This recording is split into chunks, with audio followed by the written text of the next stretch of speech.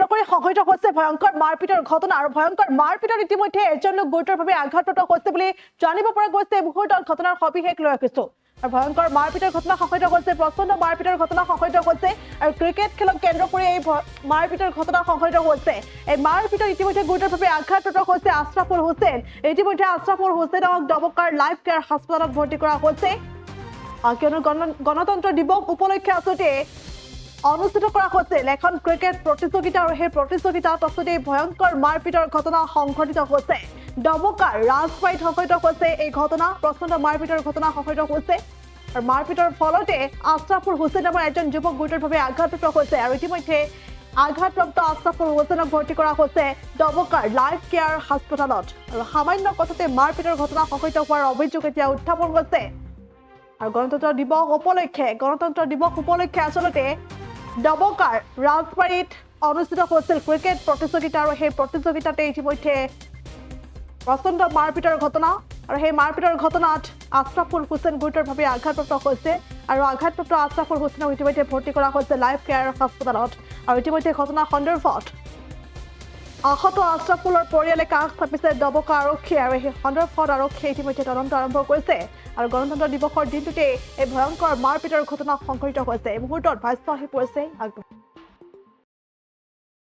হোজাই জিলাৰ নামদবা গাঁও ৰাজবাৰী বিনা পাৰ্মিশ্যনত তাত ক্ৰিকেট খেল দিয়া হৈছে।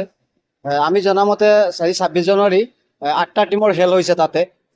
আমাৰ ভতিজা ল'ৰা এটা সৰু আশৰাফুল হুছেইন, তাত 3টা ল'ৰাই খুব বেছিকৈ মাৰপিট কৰিছে। বৰ্তমান লাইফ কেয়াৰত চেঞ্চলেছ হৈ আছে।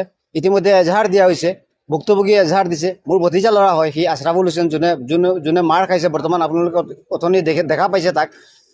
খেলৰ এটা ভুল বুজাবুজি লৈ 4-6 লৈ কিবা এটা লৈ উত্তেজনাৰ সৃষ্টি হৈছে। পিছত ইকবাৰ হুছেইন নামৰ ল'ৰা এটাই এনেকৈ দাঙি পেলাই ঠেকেচা মাৰি মানে পথাৰত পেলাই দিছে, যাৰ ফলত লগে লগে সি পেচাব কৰি দিছে। ল'ৰাটোৱে, আমাৰ ভতিজা ল'ৰাটোৱে এনেকুৱা জোৰত মাৰিছে, বৰ্তমানে লাইফ কেয়াৰ হস্পিটেলত চেঞ্চলেছ হৈ আছে। এইখিনিয়ে খেলৰ সৰু এটা কথা লৈ আৰু 6 হৈছে বা নহৈছে বা 4 হৈছে বা নহৈছে, এনেকুৱা কিবা এটা কথা লৈ আৰু এই ল'ৰাটোৰ বয়স হ'ল মাত্ৰ 15 বছৰ আৰু যিটো ল'ৰাই মাৰিছে তাৰ 35 হ'ব, 25 বছৰ হ'ব। 8টা টিমৰ খেল আছিলে, নকআউট খেল আছিলে 8টা টিমৰ। খেল প্ৰায় শেষ হোৱাৰ পথত তেতিয়া ঘটনাটো ঘটিছে। নাই, এতিয়ালৈকে কোনো পাৰ্মিশ্যন লোৱা নাই। আমি জনামতে খেলৰ কোনো পাৰ্মিশ্যন নাই। আমি এজাহাৰ দাখিল কৰিছোঁ। জানিছে মানে ইয়াত বিনা প্ৰশাসনৰ বিনা অনুমতিত 8টা দলত ক্ৰিকেট খেল যোগদান কৰিছিলে।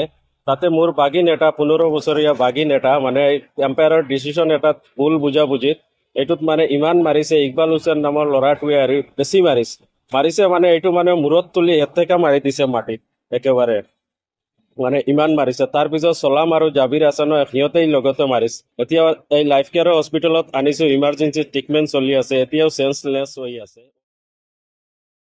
যিকোনো খবৰৰ বাবে যোগাযোগ কৰক 7099017330 লগতে 7099017110 নম্বৰত।